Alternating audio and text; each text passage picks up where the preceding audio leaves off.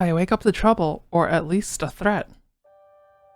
I'm sure it's only morning as I peer out the burrow's entrance, but the sky is already dark and foreboding. My attention moves from the ominous rain clouds above to the trees outside my den, their branches shaking in the strong breeze. Well, the barista was right to warn us. I can't believe that girl from the cafe was right! I climb up the tunnel and out into the open, sniffing the air. It just tells me what I already know.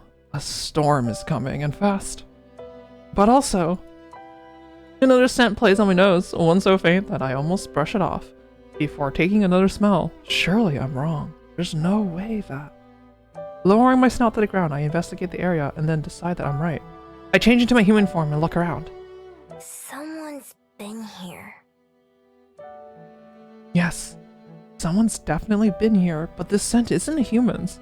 It's vaguely familiar, but at the same time, not like anything I recognize. And it definitely wasn't here when I went to sleep. They must have come here in the night and stopped right outside my den. Were they watching me sleep? Oh crap! As a fox, I dive back into my hole to make sure everything is still there. My heart pounds in my chest, but nothing appears to be missing. I also checked the spot where I buried my stash from last night, but that hasn't been disturbed either. I breathe a sigh of relief. If any of my stuff had been stolen, I'd be so mad. A little hypocritical. But that still doesn't answer the question of what they did want. And that's even more concerning. I'm a pretty light sleeper, and usually the slightest sound or motion will wake me up. So if someone was able to sneak up on me, even I have to be impressed.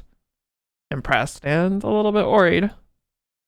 I've got a more pressing issue right now, though, and I stare up at the sky in disappointment. Ugh, I hate the rain. I would have found a different place to make my nest and hide my supplies if I'd known this would happen. Instead, both burrows will probably just be piles of mud by the end of the day of today. I should have found a place with a roof after all. I fill my pockets with my most important possessions and some of the food I grabbed last night. Everything else I wrap as tightly in the plastic bag as I can and bury them in my den. Hopefully I can find somewhere fast and then move everything else over before it gets ruined. An abandoned house would be perfect, or some other place where I'd be able to hide.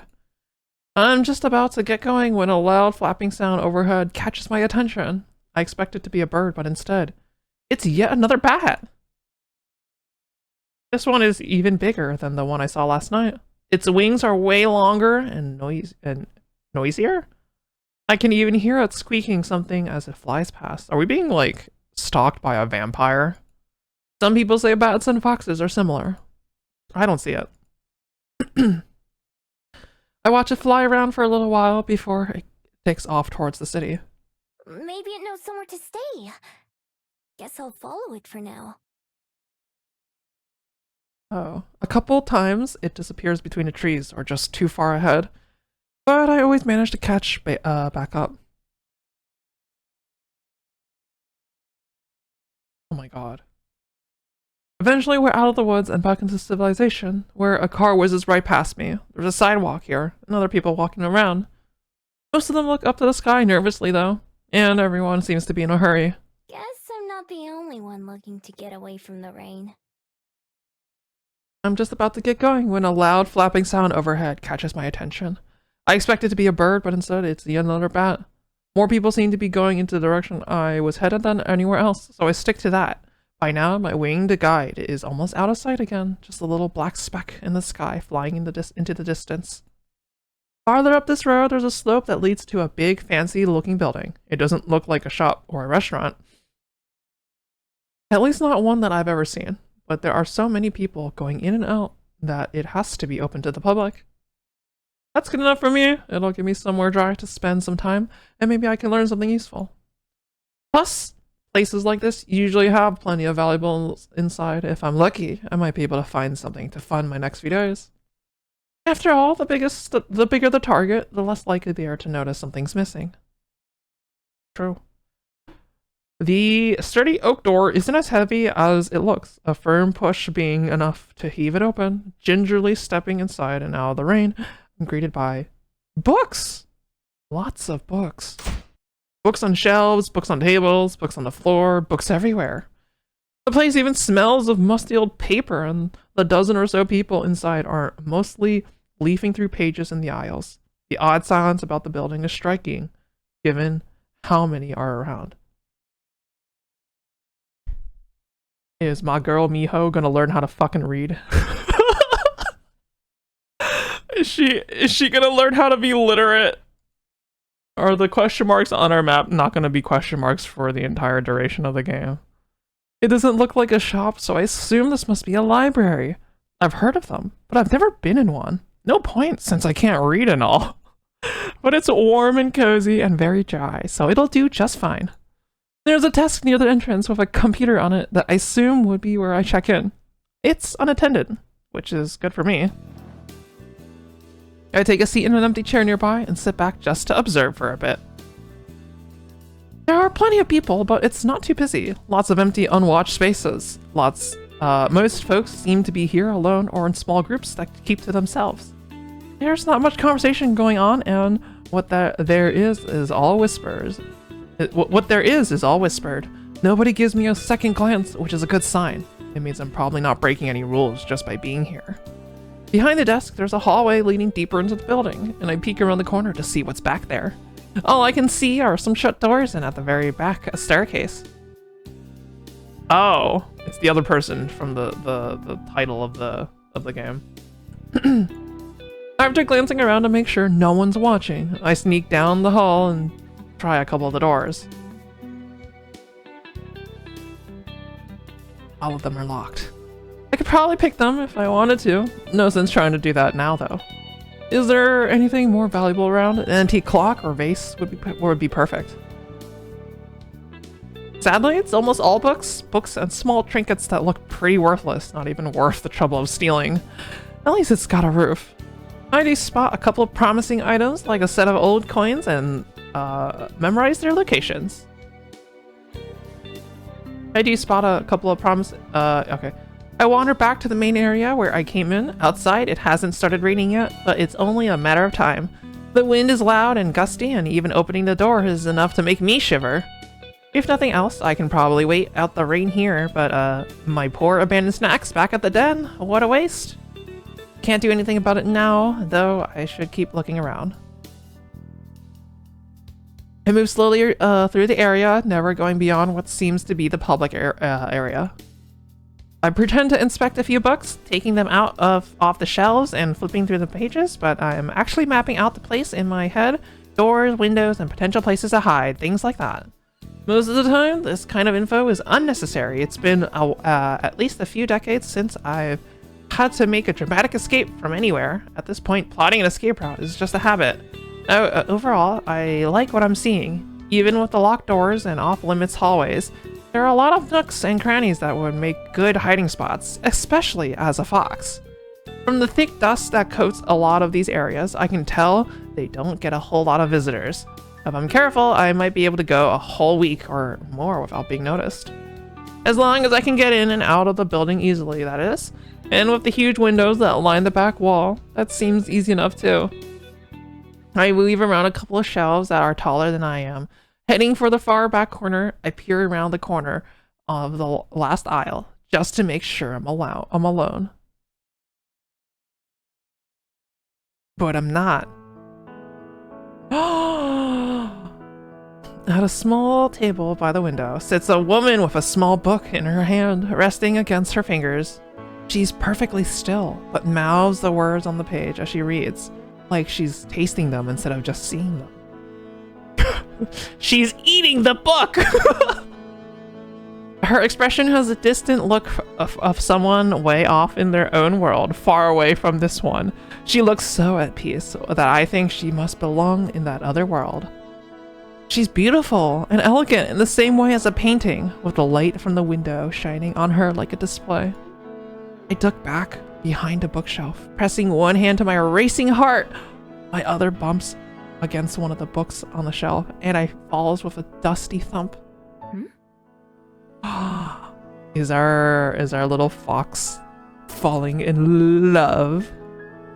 Cursing my clumsiness, I silently back away in case she decides to investigate, but she doesn't leave her chair. I suppose it's nothing. I suppose it's nothing. She turns and gazes out the window at what? I don't know. A moment later, she returns to her book and leaves the world again. I stay hidden, my face still burning a little bit. Yes, I think this will be the perfect place to spend some time. Suddenly, there's a much louder boom. Oh, don't tell me she's scared of lightning, or thunder rather, than the one I caused. As thunder rumbles outside, a few people around the library startle at the sound and look around. Sighing, the girl in the chair pulls the window beside her closed. The first drops of rain falling not a minute later. I'll investigate the windows later. Right now, I don't want to bother her, so I head back to one of the plush chairs on the other side of the library and take a seat. I could be here a while, depending on how long the rain lasts, so I may as well get comfy. I find a few books that have more pictures than words and curl up in one of the soft chairs to flip through them. There aren't as many of those ones, and I go through the stack pretty fast. It takes long enough for the rain to start, though. The longer I read, the louder the pounding of the rain and the howling of the wind become. Guess it's not letting up anytime soon. I can't complain, though. This library is pretty cozy by my usual standards. It's warm and safe, and nobody tells me to go away. I even have snacks. More than once, I get up and walk around the library again, even though I've got most of it memorized by now. I take notes of things like a child's stuffed toy that's lying on the floor in one section, or the thin blanket that's stuffed between a bookshelf and the wall. On my third or fourth trip around, I finally find something I'd been looking for.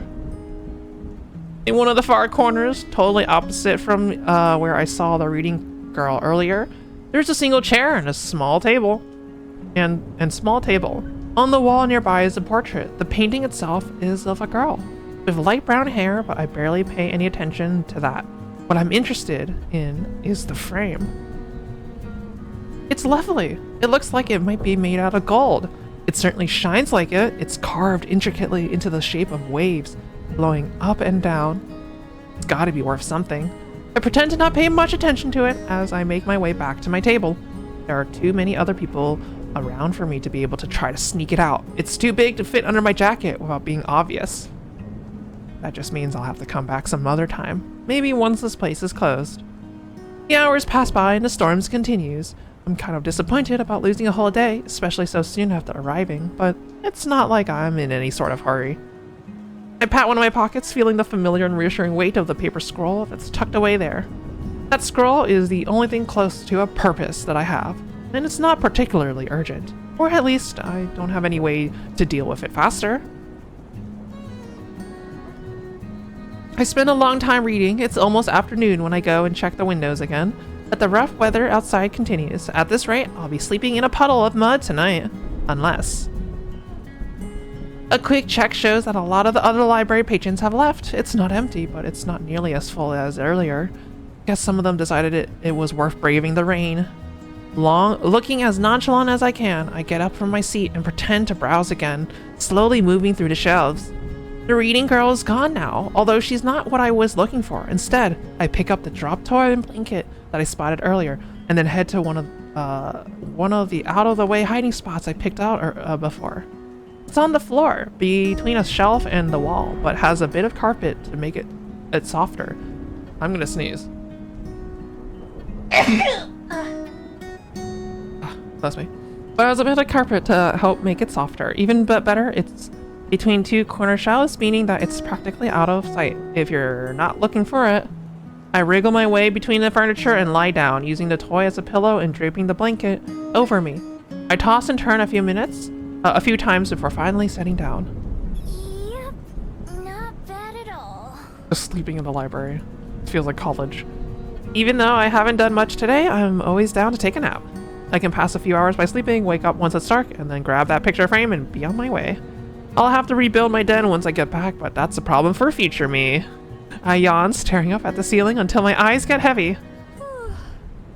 Maybe today won't be a total waste after all. The soft sound of cloth rustling wakes me from a dreamless sleep. How did someone sneak up on me? Twice now! I don't know how long it's been. The sky outside has darkened significantly, and now stars twinkle outside the window. There's no time to react as the sound comes closer. I hear no footsteps, but suddenly a woman steps into view. Her clothes are pure white, making her stand out like a ghost in the dark library. Her cape rustles again as she reaches towards one of the shelves. One of the shelves I'm hiding behind, to be precise. Gingerly, she moves 2 books to the side and then slides another book into the space she created. She handles them like precious treasures that might break if she's too rough. I stay perfectly still, afraid to even breathe in case she notices me.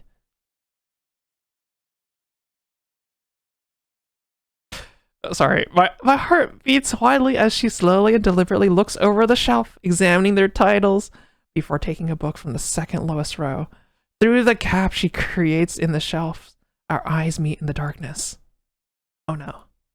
I tense up as she steps around the shelving between us to get a better look at me.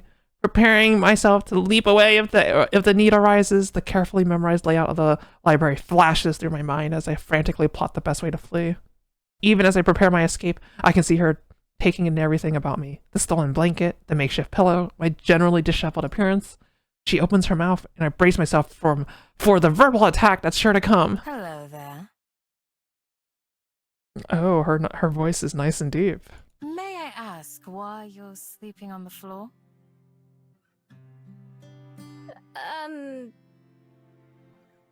It doesn't matter what I say, just distract her enough to get away. I don't have anywhere else to sleep. I thought so. She leans down and offers me a hand. I look at it warily. I don't take it, but I slowly stand, letting the blanket fall to my feet and trying to subtly get in position to run. Well, I have an extra room on the second floor that you're welcome to borrow, if you'd prefer that. Damn. What a kind stranger. Otherwise, you're more than welcome to remain here, on the ground. I apologize for waking you. With a smile, the oddly calm woman steps away and busies herself organizing another row of books. She probably expects me to let my guard down and take her offer. I'm just a stranger, someone who broke into her library. There's no reason for her to treat me kindly. My years of experience, and there are plenty of those, tell me it's a trap. Thanks, but no thanks. I'll just be going actually. Sorry to bother you like this. I hurry past her, shoulders tense as I expect her to grab me or try to stop me. She doesn't, though. Oh my god, why does she look sad? The one time I glance back, she's watching me with a strange expression that I don't recognize. When I get outside and away from the library, I breathe a sigh of relief. Whew, that was close. I'm not falling for that one again. The last time I let someone feel sorry for me and accepted a place to stay, I woke up to them trying to empty my wallet. I may be a thief, but at least I do it honestly. I wouldn't try to trick someone like that. That wasn't the first time someone tried to fool me and take advantage of me either. Oh. Still, it's a shame to lose such a nice hiding place. Girl's got trauma. Maybe I'll give it a couple days for that woman to forget about me. And then try again. She's gonna fall in love with the person because they don't forget her. If she wasn't lying about there being an empty room on the second floor, then maybe I could sneak into there. Tonight, though, I'm on my own. Shivering, I wrap my coat and tail tightly around myself as I think about what to do next. The rain has stopped, although it's still cold and cloudy. My stomach grumbles since I haven't eaten anything other than snacks all day. Ugh. I may as well get it over with and go check on the status of my den. Well, it could be worse. It's not as bad as I expected, which is a pleasant surprise. What's a little mine? It'll be just fine. I swapped to my fox form to prod around. The entrance has caved in a little, but after I scoop that out, I find that the rest of the tunnels and main room are relatively intact. Cold as hell, but intact. Seems the trees protected the den from a lot of the rain. It takes me a while to find a spot where I buried my stash since the sticks I used to mark the spot got washed away. Eventually I locate it, though, and start digging. The cold mud makes my paws dirty and sore, and little flecks cover my fur. After I finally reach the soggy plastic bags, I shake myself clean before opening them as a human. Some water has seeped through, and I open the spoiled items before tossing them away. I'm not too picky, but I have plenty of other snacks to choose from. Eat up, birdies. A few of them swoop down to inspect the offering. I scarf down a quick meal of cookies and unwarmed soup, along with some cold water from the stream. At least the water is satisfying. Then, even though I just woke up from a nap not too long ago, I shift back into fox form to crawl into my den and curl up. I'm sure it'll be a while before I fall asleep, but I don't feel like going back into town. I've had enough excitement for one day. This isn't all that bad. Regular foxes without magic powers have it way worse than I do. Although, back when a fox was all I wouldn't have really cared. To this day, I'm not sure what it is that makes me different. I used to be just like them, no desire to go beyond the forest or anything, and then one day, I became whatever I am now. All I had was my necklace, a small scroll that I can't read, and the memory of the person who had given it to me. They were so kind to me, that stranger in the forest. They wished me well, even though I was just an ordinary fox. Somehow, that didn't seem to matter to them. I never even knew their name, just their face and their voice. But I know that I'll recognize them when I see them again. It's just a matter of finding them. So since then, I've been looking and surviving. Looking for them is what keeps me going. It's enough to live for. If I wasn't, I don't know what else I'd be doing. I guess I'd just be surviving, but that was the only thing. I think I'd rather just stay a fox. Oh. Standing outside my den in human form, I take stock of how things stand. The sun's thankfully out this morning, but everything remains damp from the ground to the muggy air itself. The chill on the breeze is the worst, making me shiver every time it hits me. The Bell House was pleasant when I visited a couple of days ago, so I decided to head down towards the main street and get a coffee there while working out my next moves. Coming to the door of the cafe, I pause and wipe my feet on the mat outside. The human fascination with surrounding themselves in concrete makes a little more sense as I work the mud off my feet. With that, I finally head inside, only to stop in my tracks as the door shuts behind me. Oh, it's the girl. Standing behind the counter is the same girl who I saw reading in the library yesterday, talking with a customer as she takes their order. That gentle aura around her is unmistakable. The person in front of me finishes her order and I step up to the counter. Good morning. Welcome to the Bell House. What can I make for you today? What can I make for you today? Oh, hi. I'll have... A vanilla latte? No, that's boring. What do you recommend? I want to try something new. I'm glad you asked. Feeling adventurous. I was just thinking that you look like the sort of person who would enjoy one of our Fairy Kiss chillers. Ooh. It's one of our signature drinks, with a vanilla gelato base and a mint chocolate chip swirl. I was planning to get something warm, but that does sound pretty good. Okay, give me one of those then.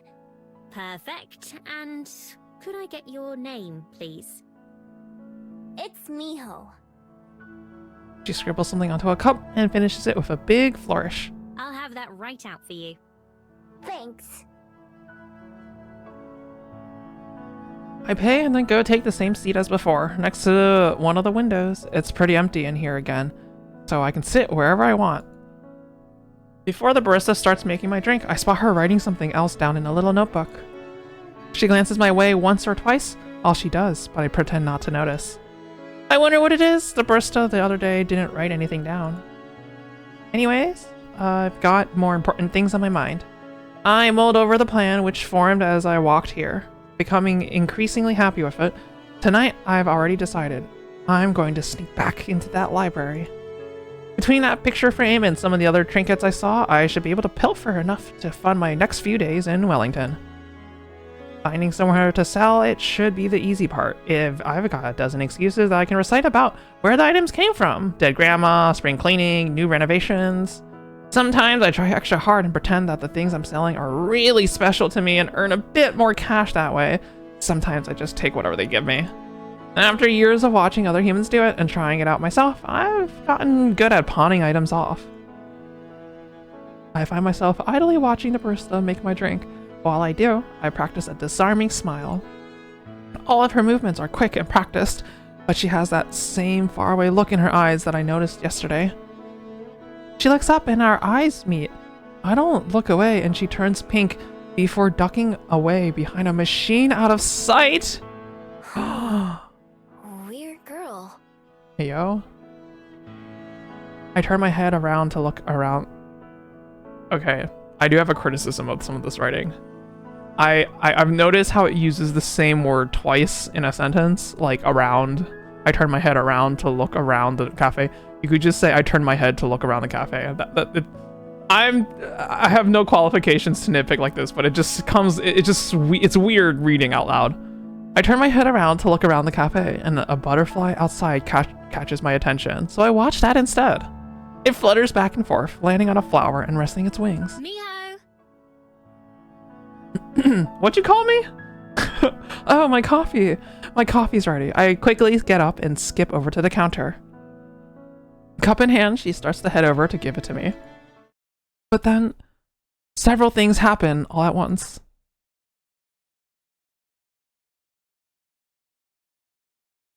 That looks like a really good drink, but if the blue is mint, I don't like mint, so it looks really aesthetic. One of the little tassels on the pocket of her apron catches on one of the drawers behind the counter. She jerks to a stop, eyes wide with surprise. And my drink tumbles out of her hand, landing on the counter with a wet gloop sound as the ice cream splats against it, sending mint green rivers of coffee everywhere.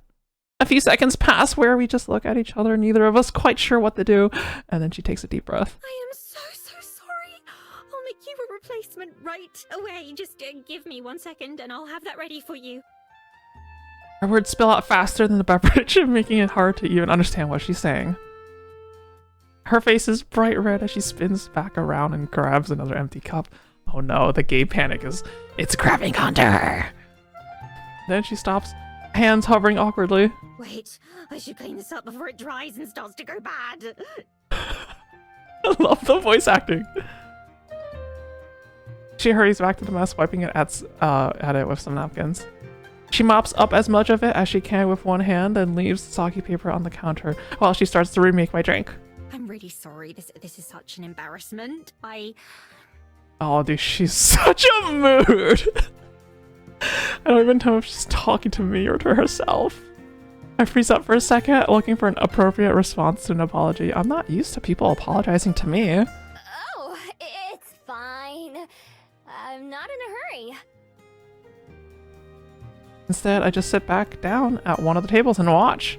She makes the drink twice as fast and then carries it very slowly to the counter, setting it down in a clean spot. This time, she takes a deep breath before speaking, like she's afraid she's going to mess that up too. All right, here's your drink. Again, I'm very sorry. Oh, it's your girl. first time here, isn't it? I hope it doesn't leave a bad impression. Oh, God. I'm getting like secondhand, like, argh. Sorry. Second, actually. Yesterday was the first time. How'd you know? I make an effort to remember as many of our customers as I can, as well as their favorite orders. I believe you can learn a lot about a person from how they drink their coffee. Sure, we'll go with that. Well, that's too bad for her, because she won't remember me at all next time. I take a big sip of the drink she made for me. It's creamy and rich and sweet all at the same time. Whoa, this is really good. She kind of sounds like Kronii.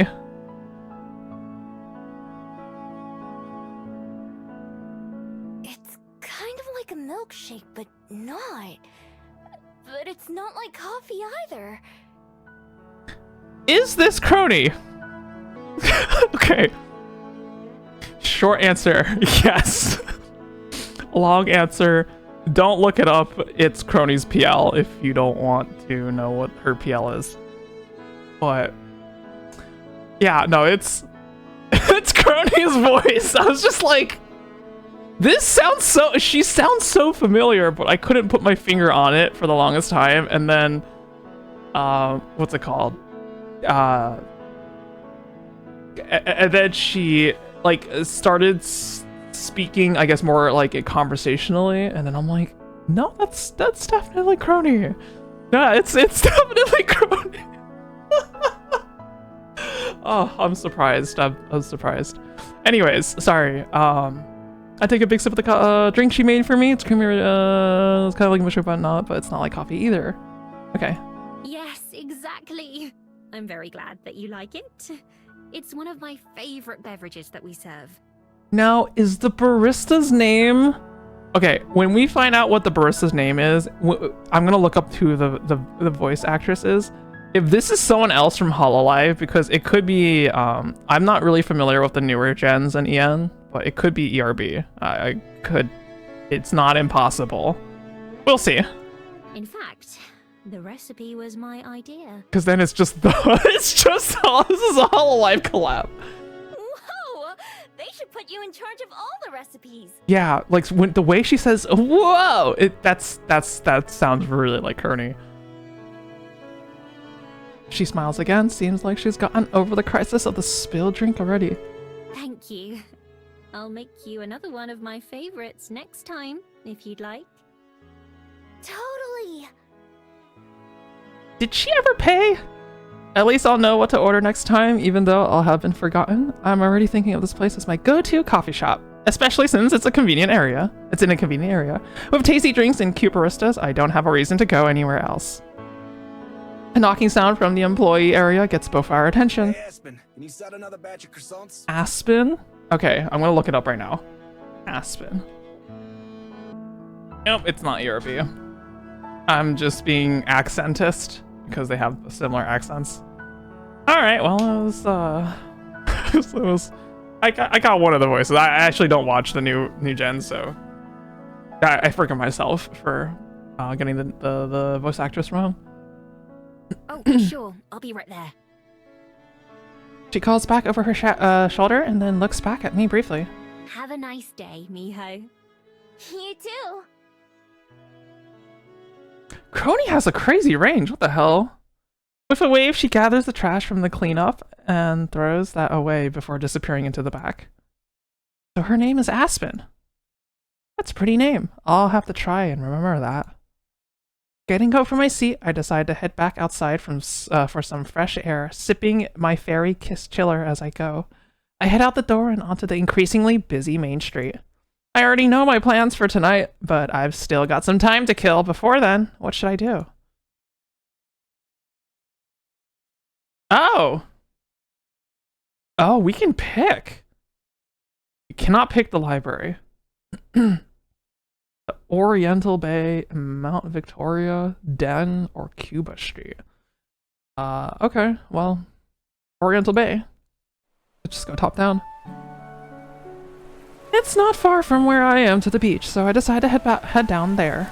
Passing through the city streets, I recognize some of this area from my first day here, when I was running from the Skyport guard. Whew.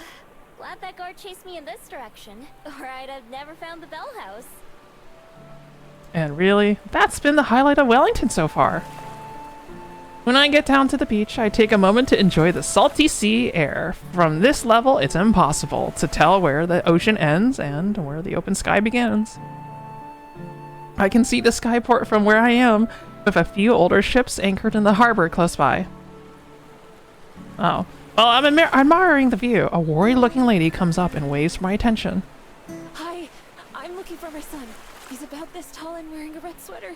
His name's Tommy. Have you seen him? Nope. I haven't seen anyone like that. I just got here. Okay, thanks. She walks away in a hurry, looking right and left as she goes to ask someone else. Humans sure do have it rough. Since they can't smell or even hear most things, it's a wonder they don't get lost more often. I amble along the waterfront, watching all the people as I go. Like Cuba Street, there's a lot going on. Under a nearby bridge, a group of 3 mermaids are racing each other. Close to the bridge are a bunch of people fishing, with a stressed-looking guy running back and forth between them.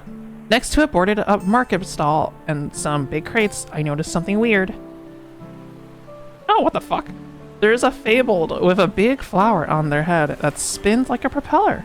They're using it to drift in a small circle above something near the crates. I have to check it out, of course. Nobody else pays my attention. I wander over and take a look. The fabled stops spinning as I approach and gives me a helpless look, but doesn't say anything. On the other side of the crates, out of sight from the path, there's a little boy sitting on the ground and with his back to one of the wooden boxes. Are you Tommy? The kid jumps, totally surprised. Oops! He scrambles up and looks at me with wide eyes. How'd you know? Your mom's looking for you. She seemed pretty worried. His expression goes from surprise to sullen really quick. I don't care. I don't want to go with you. Oh, it's one of these kids. I hate children. Why not? Why are you over here instead? 'Cause I'm hiding. Oh. Okay. It's a pretty crummy hiding spot. I mean, it's totally open on 3 sides. I don't say that, though. Instead, I look up at the fabled floating overhead. It looks almost as glum as Tommy. Who's that? That's Jerby! You mean you can see him? Jerby? I can. Is that weird? Mom and Dad can't see him. They think I'm just making him up. He doesn't talk, but he's real. Jerby waves from up high. He kinda gave away your hiding spot. I saw him from the road. Mom can't see him, and that's all that matters. Why are you hiding from her? 'Cause Tommy sits back down and scratches at the dirt with a rock. Guess he doesn't want to talk about it. I'm always glad to end a conversation. Well, good luck.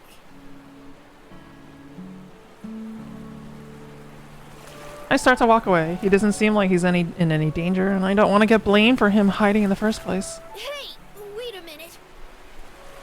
I turn around. He's already standing up again. Are you gonna go tell her where I am? Before I can answer, his eyes get huge again. Tommy, there you are. I have to turn around again. This time, it's the woman from before. She's already flying past me over to Tommy. Are you okay? What were you doing? Don't you ever run off like that again. Oh, I'm just glad you're safe, though.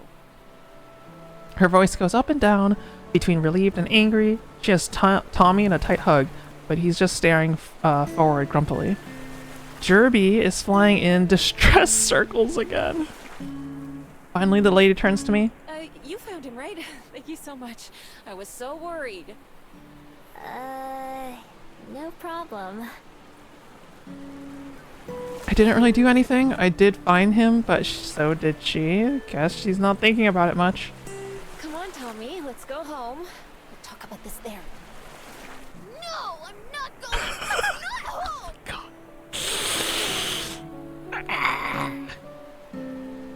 My hatred towards bratty children. My ears flinch as he yells. He stamps his foot on the ground to make his point. Oh no, he's a stamper. Tommy, sweetie. I feel so bad for them all. Home is where it's you, me, and Dad, not that apartment. Oh, they're newly moved. That's still your home, too. But this, it's like your second home now. No, it isn't! Not without you, it's not! Do you and Dad really have to get it? What is going on? Tommy, who was already sniffling, can't keep from breaking down and crying as he throws his arms around his mom and hugs her back. I don't want you to go! Oh, okay. Okay, I take it back. I don't blame Tommy anymore. He's not being a brat. He just doesn't understand the circumstances, and it's hard for him to rationalize. I can respect that. It's not a kid being a stupid kid, you know. I get the impression that I should probably leave. Normally, I'm happy to be nosy and listen in on things, but right now seems kind of awkward. Neither of the humans notice me leave, but Jerby the Fabled sadly waves goodbye as I head off. I wonder what makes him stick around. I've never seen a Fabled like him before. Not being able to be seen by certain people sure sounds useful, though. I don't have to go far before the sounds of Tommy and his mom talking are drowned out by the noise of the waterfront. I easily fit into the crowd of people milling about. Being able to live a life that no one notices is close enough to being invisible. I'm pretty lucky that I don't ever have to have those kinds of tearful conversations or panic about someone missing.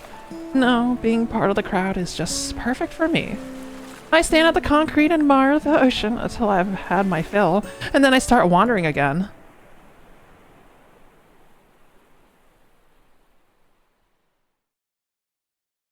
Yeah? Alright. Mel Victoria time.